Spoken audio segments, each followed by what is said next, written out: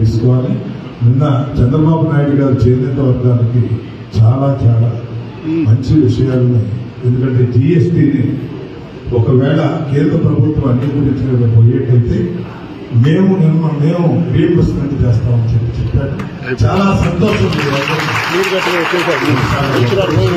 తర్వాత సొంతంగా మగ్గాలు ఉన్నటువంటి వాళ్ళు ఎవరైనా కట్టుకున్నట్టయితే వాళ్ళకి గృహ నిర్మాణ సదుపాయం, అట్లా కాకుండా అది ఇది మగం కూడా లేనటువంటి వాళ్ళు, స్థలం లేనటువంటి వాళ్ళు ఉంటే మేమే ఏదైనా చేనేత సెంటర్లో ఒక స్థలం కొని షెడ్లేసి వాళ్ళని పరిగణించేటటువంటి ఏర్పాటు కూడా చేస్తామని చెప్పారు.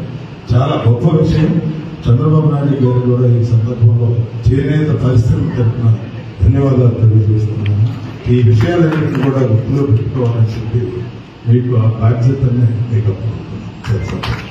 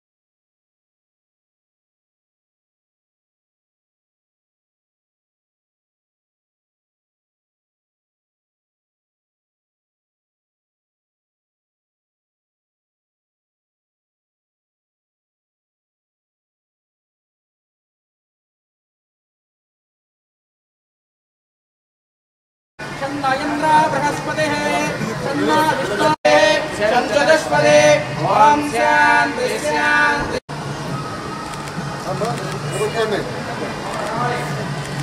Okay sir, sir